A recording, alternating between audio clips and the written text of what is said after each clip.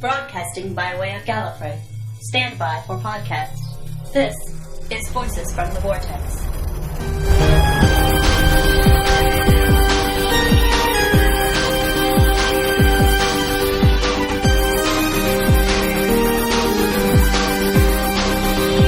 Voices from the Vortex Reviews, Series 8, Episode 6, The Caretaker.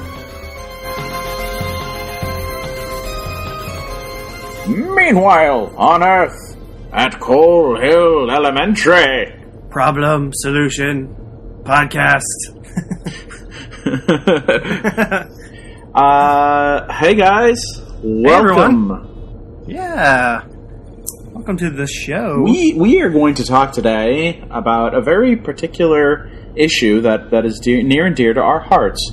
The systematic janitorialization of the Time Lord race. Yeah. There is an action group, Caretakers Now, as the Time Lords begin to renew anew as janitors. Yeah. First to go is the Doctor, in a wonderful little outing we like to call the Caretaker. Yes. And by we are Taylor and Matt. The two dudes from Gallifrey. Yes. And you're listening to Voices from the Vortex. Hi. We're very excited. We should because I don't know about you, Matt, but I think this season has just gotten better and better as it goes. It has. And this episode did not disappoint. No, not at all. No. You know what? I'm going to say it now. I think upon rewatching this season, it's going to be one of my favorites. I think everyone knows that pretty much my favorite was Season 6, no matter how ridiculous it was. I absolutely love the storylines of Season 6. And I think this might come pretty close to beating it. I'm not sure. But so far, it's just getting better and better, and I'm liking this character more. So. I am too. I enjoyed the beginning. With the whole, they were like up. Strapped to some like pillars in the middle of the desert. It was like the middle of an adventure. In media res, I love that. I love when a story starts like that. And it's funny because now we've gotten to the point with Clara where she's gone on a lot of adventures with this particular Doctor. Yes. And we've seen that. We've seen a few of them, and then there's been some extra ones now. We sort of skipped ahead a little bit in time. And which is interesting because I almost when she's talking to Danny later, I almost wanted her to, or I was expecting her to say, like, you know, he didn't used to be like this. He used to be all friendly and nice and whatever, you know. But she didn't say that because she's used to him now. You know, she knows he's the Doctor. This is how he is. Well, and so it's possible she's really not making excuses for him. Right. You know, she's the bossy one now. She is. I just think it's interesting. It's interesting that they don't. They only really talk about how he changed from one person to the other for like the first episode. You know, they don't. That's never really a problem for more than maybe one episode of him being different. They kind of move on from that very quickly. Well, but that's okay because really, as an audience, we only need to see that for an episode. Outside of that, what does it matter to us? You know, if we keep talking about it, we don't need to, because he's there. He's him now. That's okay. I like it that way. I do. This episode, man, this episode comes out not out of left field, but it comes out of nowhere because we had a really funny episode with the Robot of Sherwood with a lot of action in it, and then we had this really dark, spooky kind of episode with Listen. And then we had this really super funny episode again with Time Heist that was an adventure. And so I kind of expected something really dark and serious again. And what do we get is we get this sort of, not fluff piece, but man, this was just like a fun little romp. This is the lodger of this season. This is closing time of this season. Yes. Yeah, it really is. And just like the lodger, it was weird to see him like in a different outfit. Like he was in a coat, in like this brown coat. It was really weird. It was like seeing Matt Smith in the football uniform, you know, you know, as the Doctor. But he was wearing, he was totally wearing that star shirt from Listen, that with the sparkles on it that looks like stars. Yeah. I love that shirt, man. He looks more and more like a David Blaine style magician every day. I like the beginning scene, the opening before the credits. It reminded me a lot of The Power of Three. They sort of talk about the balancing of the home life and the doctor life, and sort of that maybe that some of the consequences of time travel.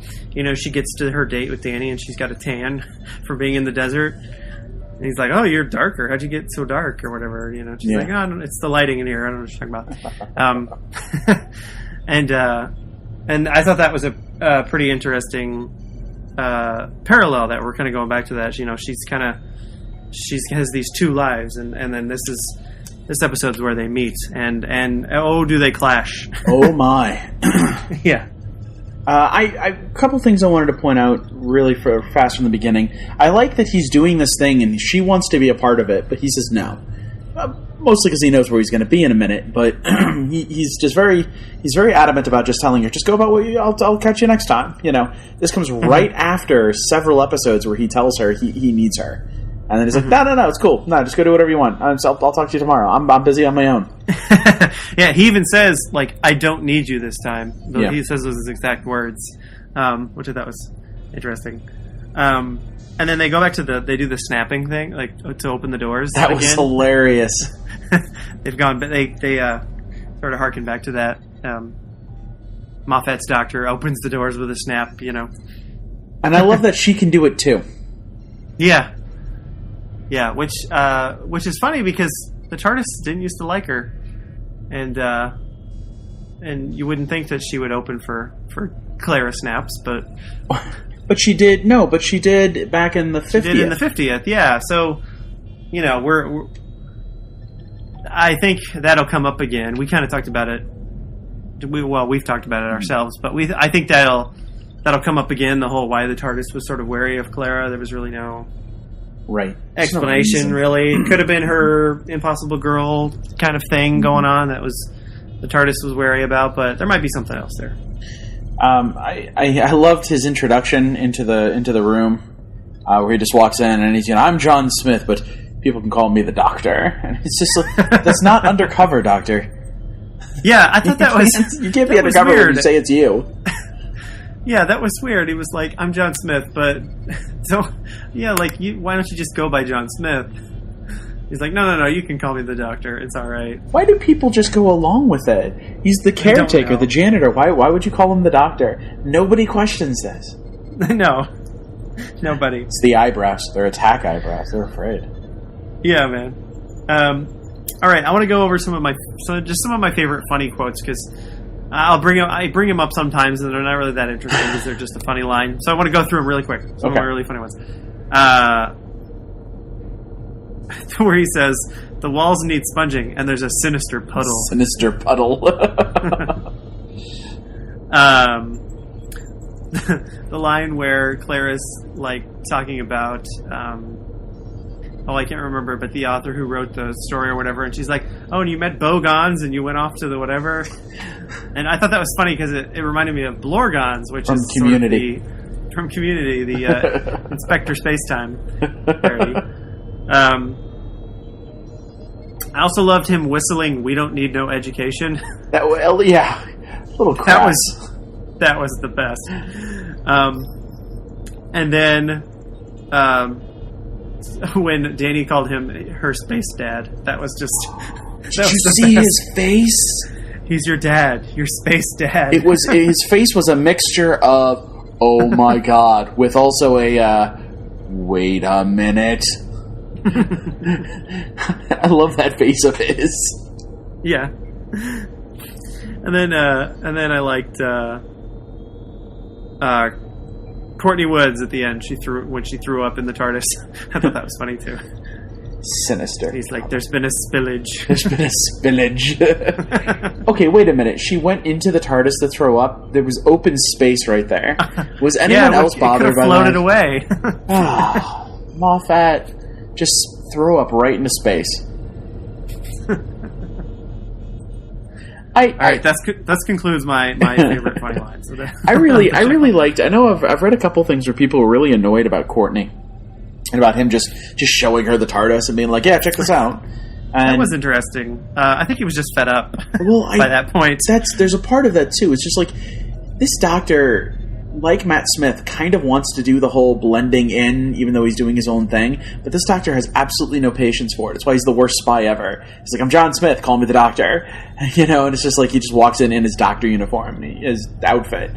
You know, and he's like, I'm here to clean up, but nobody go in that other room. There might be a space alien in there. You didn't hear me say a sign that says, go away, humans.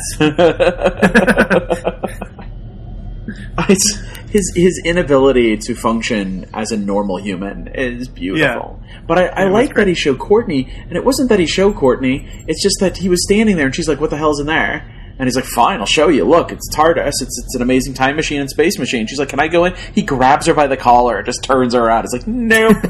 Nope. He's teasing them. He's like, this is my stuff. You'll go in if I tell you to. I think the interesting thing with her, too, is that I think she's going to be in the next episode. Maybe on the adventure with them. Well, so is Danny Pink, but I can't tell if he actually goes with them to the moon or not. We'll get to that in a moment. We'll get to that, and we'll get to that in the in our favorite section. But let's see. This one was written. Yeah, this one was written by Gareth Roberts and Stephen Moffat, and I don't know if you can answer this question, but has this been done before, where Stephen Moffat has sort of co-written all these episodes? Do you know what I mean? No, not in New Who. Yeah, like I know he's the executive producer, and he usually has a hand in everything. But the last two, he's co-written them. I think he took a more hands-on approach this season. We have a brand new Doctor, so by all intents and purposes, he should be writing more for this guy anyway, so we get an idea of who this Doctor is.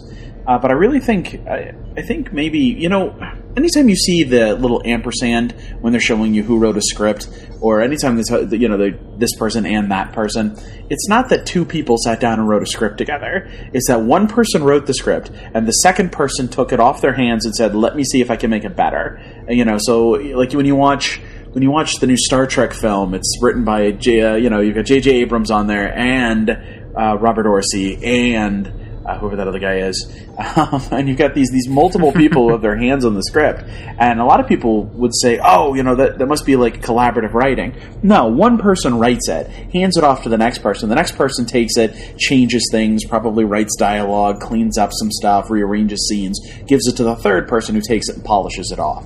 So all of these episodes seem an awful lot like Stephen Moffat sat down with these writers, said, here's what I kind of want for these episodes, and they came up, maybe the writers came up with the idea for the episode and wrote something and gave it to Steven, and he turned around and said, okay, but now we actually have to change all this because this doesn't fit with where he is already.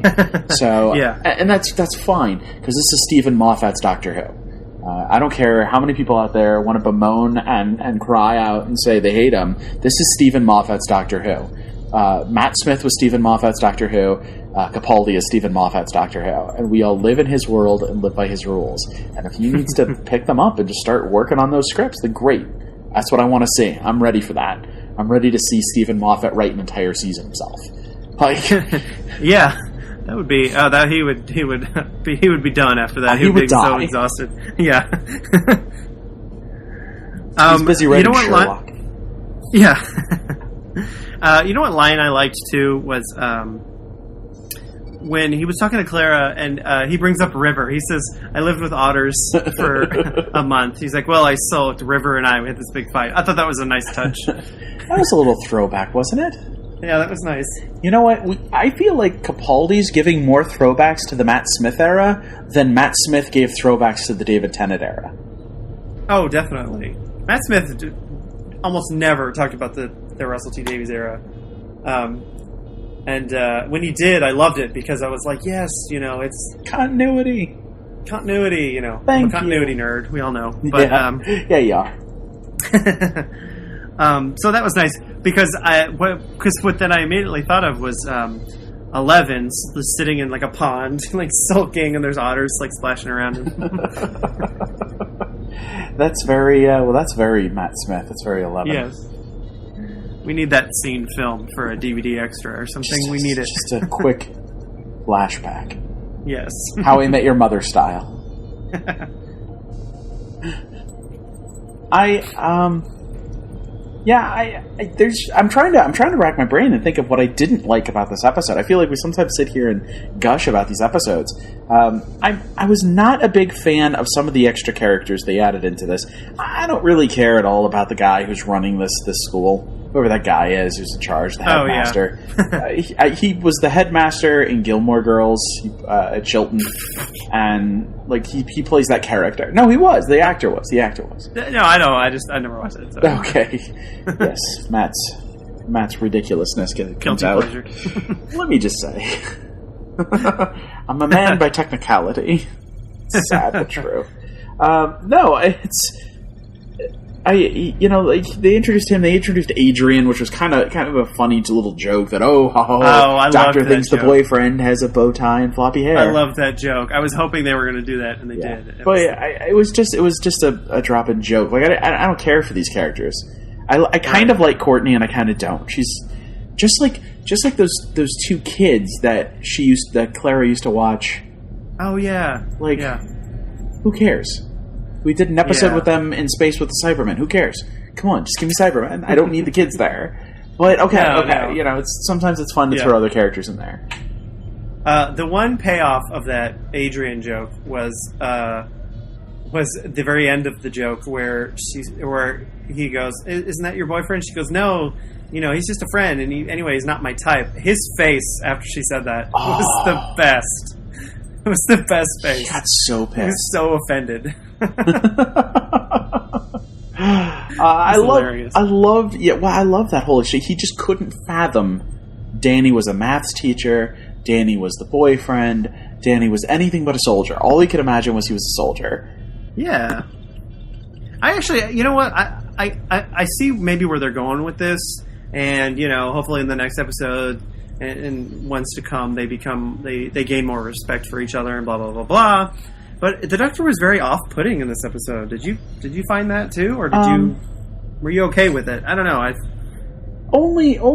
thought only in that he was off-putting, like he was just trying to make Clara think, or trying to keep her at arm's length. He was trying to do his own thing, and I think that was really enticing Clara to look a little bit more deeper. This all goes back to the whole theory that I've been saying now for the season, that he's an attention whore, and he just wants Clara to pay attention to him. And when he was young and handsome, he would flirt with her, and that's how he got her attention. But now he's not young, and instead of flirting with her, he's being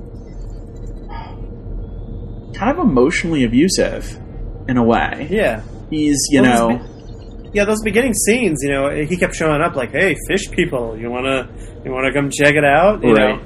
Yeah.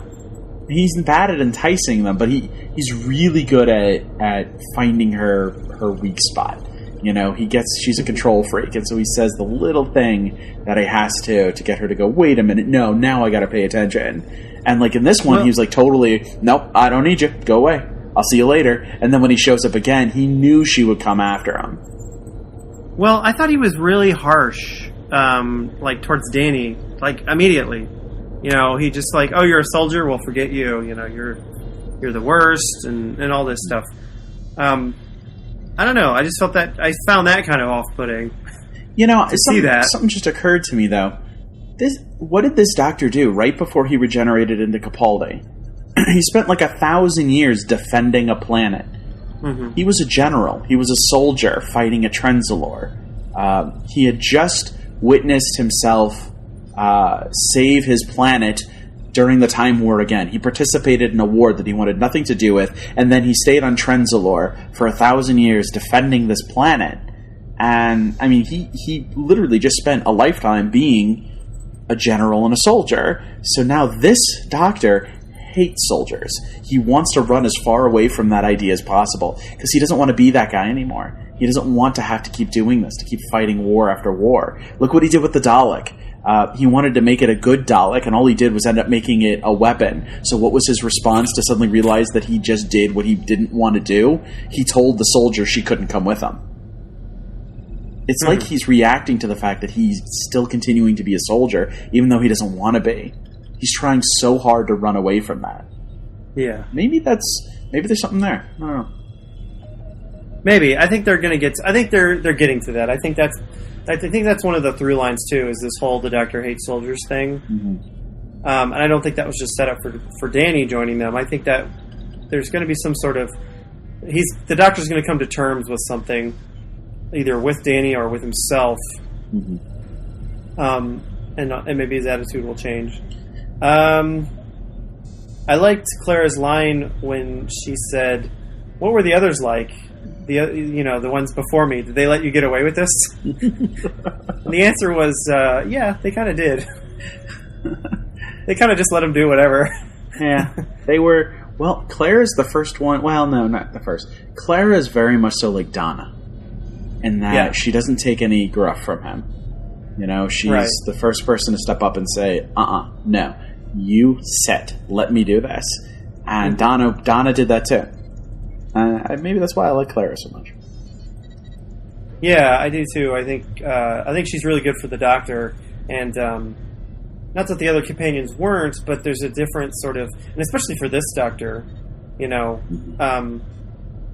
when she was with Matt Smith, it was just kind of, she was there and it was fun, and she just kind of was along for the ride. She listened to him, but this time there's a more mutual respect and a more like, exactly what you said. You listen to me. You don't have to do everything. I can handle this. Yeah. And I really am enjoying the sort of the dynamic between the characters. Is it just Jenna Coleman's just fantastic? Oh, absolutely. She was fantastic from the very first moment we saw her as Oswin Osgood. Yes, she's been so great. Is it just me, or are the special effects in this season just amazing? Even this episode is a bottle episode. They really cut down the special effects as much as humanly possible. They're like, let's not do a lot of TARDIS. Let's not do, let's try to center it in a school. Let's use some practical effects for things. And yet, when they did the fireball of doom that sent that thing into to the future, my God, that just looks so good. Yeah. This whole season has, how we talked about like with sort of the old New Who, like the very first couple of years, we're like, oh, it's real cheesy. You're like, but the special effects get better, and when you get to season 4, it's like really good. Yeah. And even just the quality of like the camera and everything. I feel like this season is like better than last season. Mm-hmm. Like cinematically, it's beautiful. Oh yeah, absolutely. I mean? Yeah, Listen was beautiful, and this one too. Well, sort of those dark, serious scenes, and some of the other stuff that's been happening in this one. They're really using the budget this year, which is good. I think. Yeah, this is great. So, what do you think of the reemergence of Missy? Well, I was happy that there was a reference this time. We've kind of had 2 episode sort of skip that one. I don't know. It was an interesting one because we didn't really get to see her much. She just kind of walks out in the hall and she looks at him.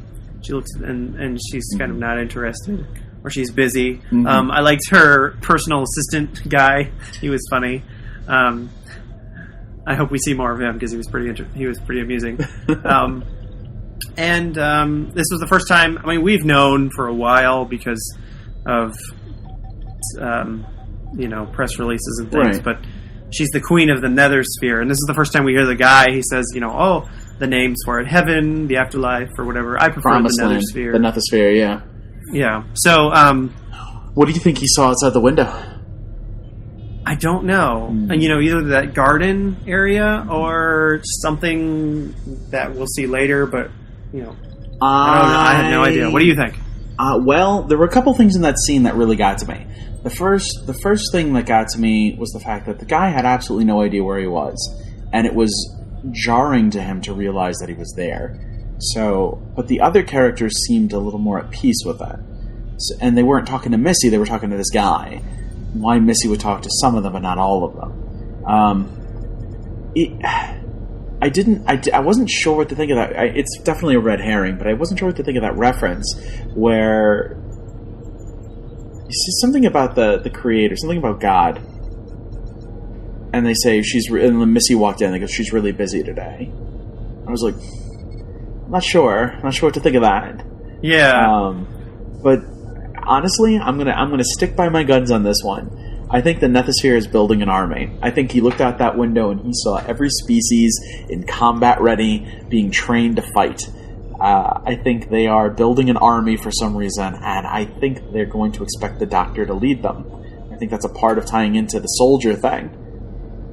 Well, the thing about this one is this guy didn't interact with the Doctor at all. He was there at the beginning with the kids, and he got killed by the Skovax Blitzer robot, and so he was just there. The other two, they interacted with the Doctor, and we talked about this.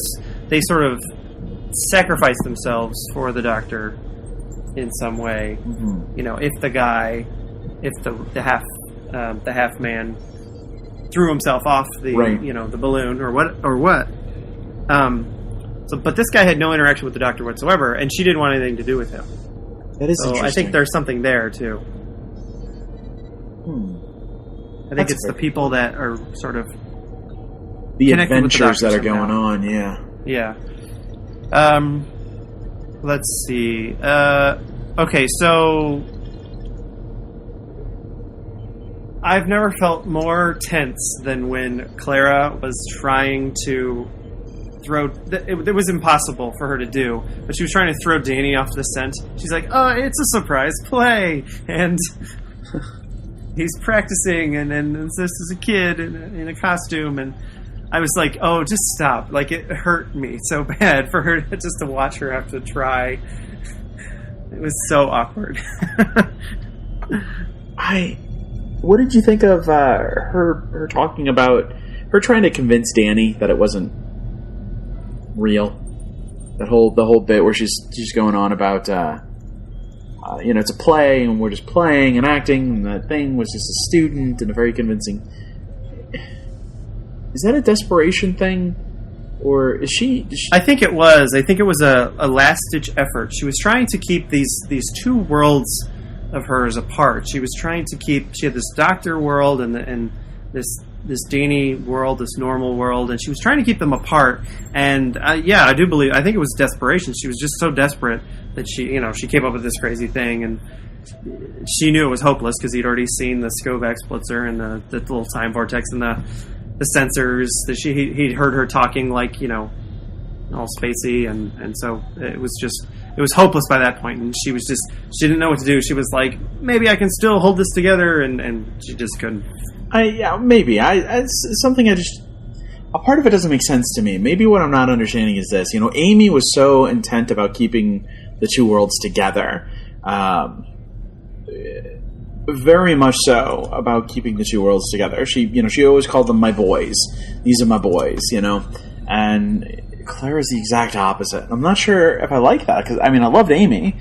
I love the Pawns, and I like Clara a lot. I don't understand if she loves the Doctor and she loves Danny Pink. If she really, really, really, really, really, really, really cares about these two people, why wouldn't she want them together?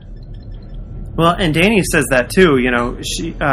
He asks her, "Why do you travel with him?" And she says, "Well, I see amazing things. I see wonders." And he's like, well, you say that, and if you love me, then why wouldn't you want me to be a part of that?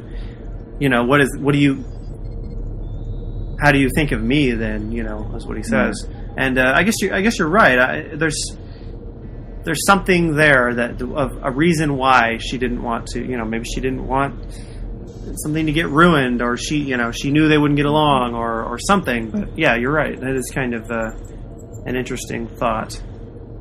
Yeah, and unlike Amy, she doesn't, Matt Smith, there was the flirting, and there was definitely love there. It was, oh, he's so handsome, and I want to be with him.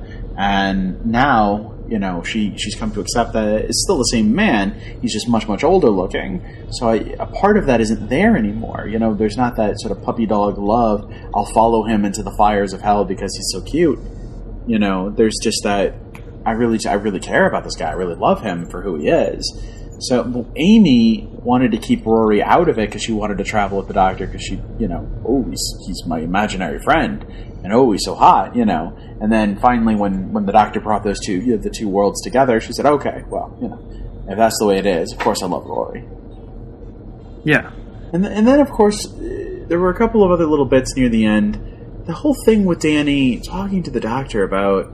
Or talking to the Doctor, talking to Clara about the Doctor, saying, I've known men like him. Clearly as a soldier he has, I think Danny was trying to talk a little more about role models in life, and maybe Clara didn't want Danny to see, maybe she didn't want Danny to change. Yeah, well, he has that line about... Well, the one thing I thought was really interesting that I never even thought of before was, the Doctor says, as a Time Lord I can whatever, and Danny's like, oh, you can always tell the aristocracy, and I never really thought of that before.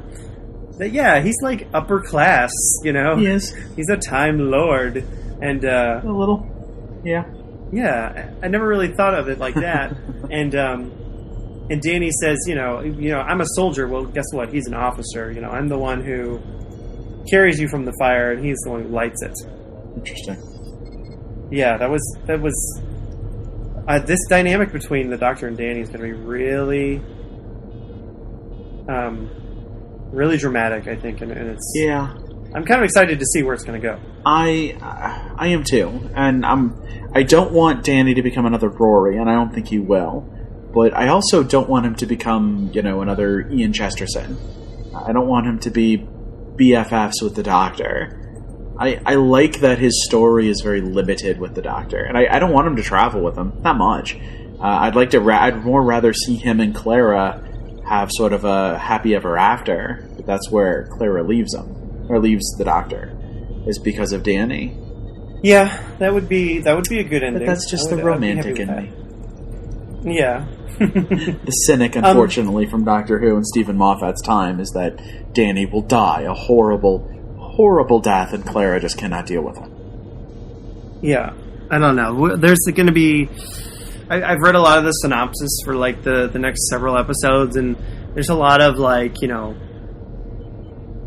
Doctor does something that just Clara cannot believe, and so she wants to. It's just, the Doctor crosses the line this time, or something, And so I'm wondering what's he going to do? What's going to make... Is he going to do something that's going to make Clara not want to travel with him anymore? Well, that's a good question too. Is it the next episode that he does something? Is that what it's from? I think so. Yeah. And then also I think something on the Mummy on the Orient Express. There's something else about. She sees the Doctor as the fiercest he's ever been, or something like that. So he's gonna do something she's gonna not be into it. And there's the line at the end where Danny says, look, if he makes you do something that he pushes you too far, tell me. Which is interesting to think of, because in this episode he made her be a decoy for the murder machine. He did. She could have easily been shot and killed like that. What? There was no... I don't feel like the Doctor had some sort of, you'll be fine because of this and this and this. There was nothing. He was just hoping that she wouldn't get shot. And that's kind of reckless, I think. Well, and that's an interesting point. This Doctor has just been absolutely the worst with his companions. I don't understand why anyone would want to travel with this guy, because he's...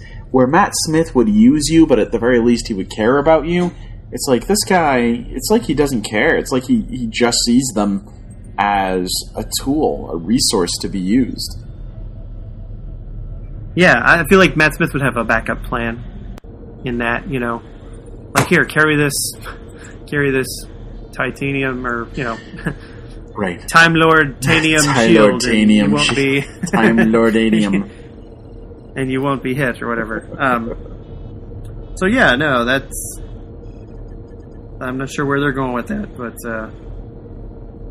I don't know. But yeah, I think there's going to be... I think this doctor's going to do something, and I don't know what the something is, but and maybe it'll have something to do with somebody dying. You know what I mean? I really think it is.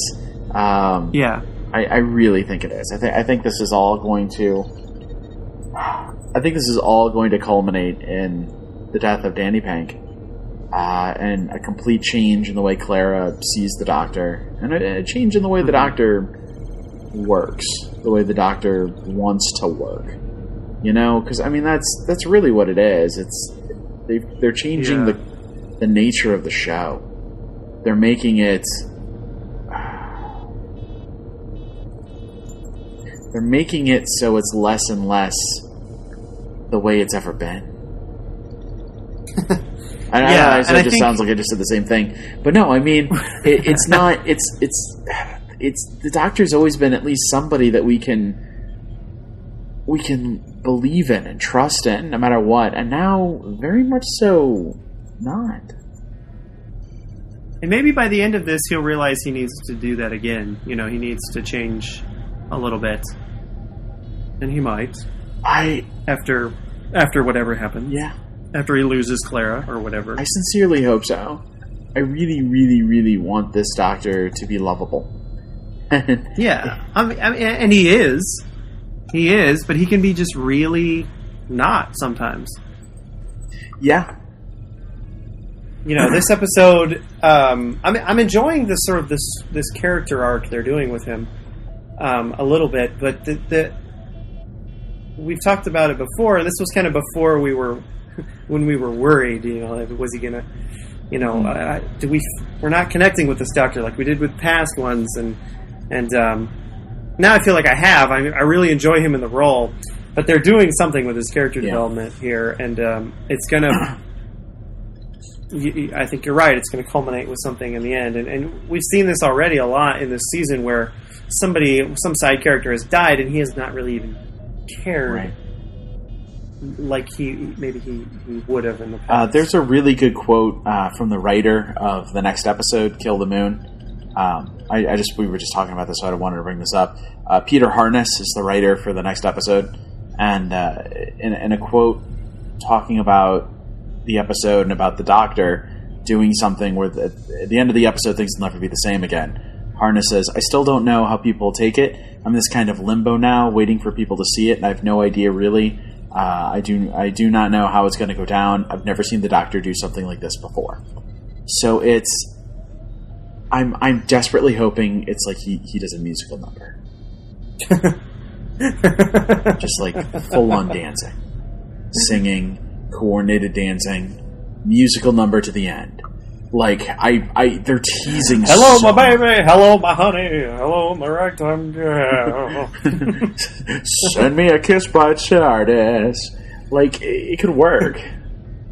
It could, yeah. But you're right. It's all building to this. Kind of got the outfit already. It does. It's fling that coat open, show that red lining. It is all coming to a head. It is, and it's all coming to a head. Just one show-stopping number. Yeah. God, I hope so. Well, the last thing I wanted to mention in this episode was Danny's super flip.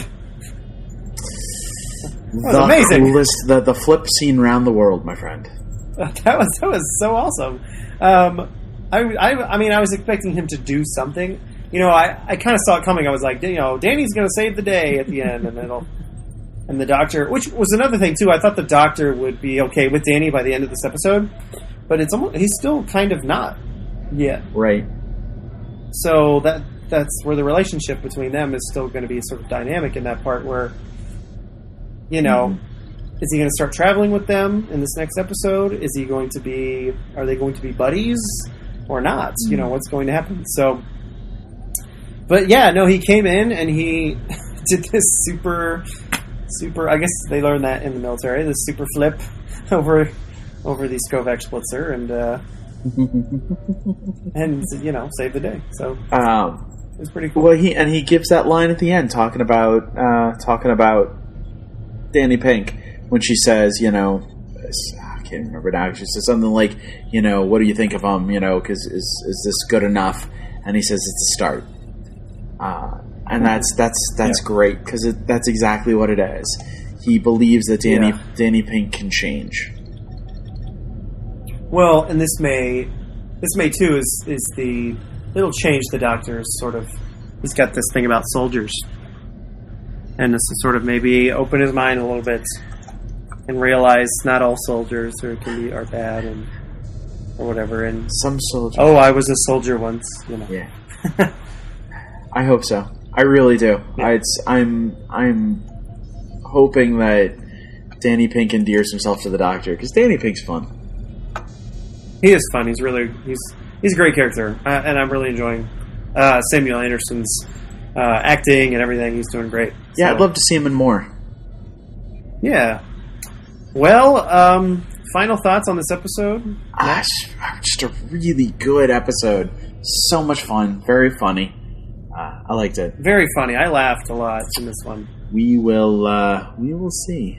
We'll see how this season stacks up, and this episode is definitely going to be one of the highlights. Yes, it is, and this is definitely one I want to watch again. I got to watch it.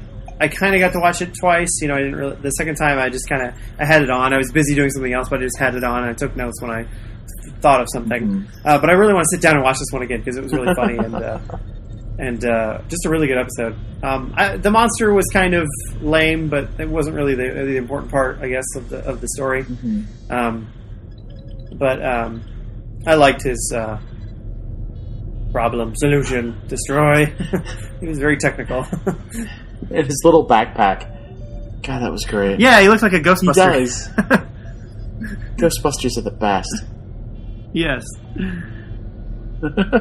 So, good. All right, well, Vortex fans. Uh-oh. It's that time again. Is it time for... Oh my god, that promo on a spaceship! Oh my god, that promo! On the promo! That's exciting. So this episode has probably the best title I have ever heard of a Doctor Who episode. Second only to maybe Let's Kill Him. Right? Is Kill the Moon. It sounds so... Moon. I don't even know. I have no idea what this is about. There's a hard decision between one innocent person and the entirety of the human race or something. I guess I would pick the entirety of the human race if I had to choose. Is it just me, though? Or is does it seem like this title, this is going to be one of those things right before they go to the opening credits, that's going to be a state, that's going to be an order that's given to someone. You must kill the moon. Oh, there better be a titular line in this episode. I would be so mad. But knowing them, it'll be more like, we have to kill the Earth's moon. No! Yes. The time travel they do that. Heist. I would be so mad. Time travel heist. The Earth moon. The Earth's moon. So, there's going to be some creepy spiders also. Yeah. Not sure how I feel about that. You don't like spiders? I don't like spiders. Not a big spider fan. I mean, I love Spider-Man. You're a Spider-Man fan? I'm a Spider-Man fan. I'm a Spider-Man costumed hero fan, if that was the title of my episode, Spider-Man fan. And I think Courtney is in this. She is. From what I can tell, she's in the space. She's in one of those orange spacesuits. Her hair is kind of braided, but it's her. So I'm wondering what's that about. So the Doctor... Clara's there too. Was Clara okay with the Doctor just taking Courtney on this? I want to know what this is about. I want to know what's going on. The Doctor seems like he's more and more just picking up more random strangers to take in the TARDIS. And I don't know if it's because we're getting used to having a companion per season, and the producers are just like, let's just throw some random people on the TARDIS, or if it's because the Doctor really does want to start including other people.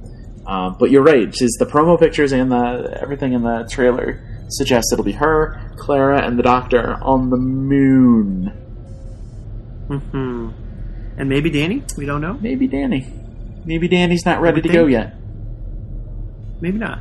You know, we saw pictures of Danny in like an orange suit, and those were probably maybe from Listen. Yeah. And so, but we probably thought they were for this because then we saw these with them all walking. So again, a really crappy promo where we didn't get a lot of information, which I guess you don't want too much information because then... No, but I've said it. I want to see it fresh. Go ahead. But... I've said it this entire season. I'm sorry. The promos this season have been terrible. They're fun, but they give you nothing. Other seasons, the promos have been very enticing, and I watch the promos for these, and they're not enticing. I would not want to watch any of these episodes based entirely on the promos. So maybe Stephen Moffat, if you're listening, you could maybe make better promos. It's not too late to make promos. You can make all new promos for every episode. And just it's not too late, really. I mean, the episodes, yeah, you've already made them, filmed them, but the promos, you can re-edit, you can do it. Yeah, it can happen. We believe in you. We believe in you. But I thank you again to Stephen Moffat for putting the "I Am the Doctor" theme on the Madman promos, with a majestic tale of Madman with a box. Yeah. All right. Well, so it looks good. It looks scary. It looks like it's going to be kind of scary. It does. They don't just look like silly spiders. They look like real creepy. See, I want critters. more to be silly spiders. I want spiders on roller skates. Okay, slipping around. Yeah. I would like to remind everyone that the third Doctor met his fate. The spiders of Metabolus 3. The poison of the spiders. It's highly possible. Well, I don't think that's going to happen. Well, no, but I mean, it's always possible these are the same kinds of spiders. Or maybe this is a throwback there. I'm hoping for a reference. So, guys, if you're watching next week or tomorrow, take a listen. See if you can hear anything about the Pertwee era Doctor. See if he harkens back. Yeah, that would be interesting to see that sort of... Mm-hmm. Because I was really disappointed in this episode. There was no reference to... Coal Hill? Ian Chesterton. Well, when he walked into the one place, he said, where it all started. When he walked into the junkyard. Yeah. Oh. He opened a door at one point in time, and he said, where it all started. I must have missed that part. It was quick. But yeah, I mean, still, they could have... I don't know. How did Ian Chesterton... Sure William Russell's not that busy. How did nobody in that school know who he was? You think Ian Chesterton isn't like going out there trying to collect people who know who the Doctor is? Clara doesn't just reveal this to someone. He doesn't have some sort of TARDIS detector. There's no possible way that the headmaster of the freaking place, the guy in charge that we've never seen before, Ian Chesterton, who used to travel with the Doctor, doesn't notice that the TARDIS is sitting in a broom closet somewhere. Really? Missed opportunity. Missed cameo. Alright. Oh, well. Guys, it's been fun. Yeah. Well, yeah, I really enjoyed this episode, and this was a good podcast. We talked about a lot of good stuff. And you know what? Next week, we're going to kill the moon and see if we can live without it. Straight to the moon. I have one of these days, Alice. One of these days, Clara. Pow, boom. Straight to the moon. Straight to the moon, and then kill it. And then kill it. Kill the moon. Alright, guys. We'll see you here next week. Enjoy. Problem. Solution. Finished podcast. Skovak Blixer. Out.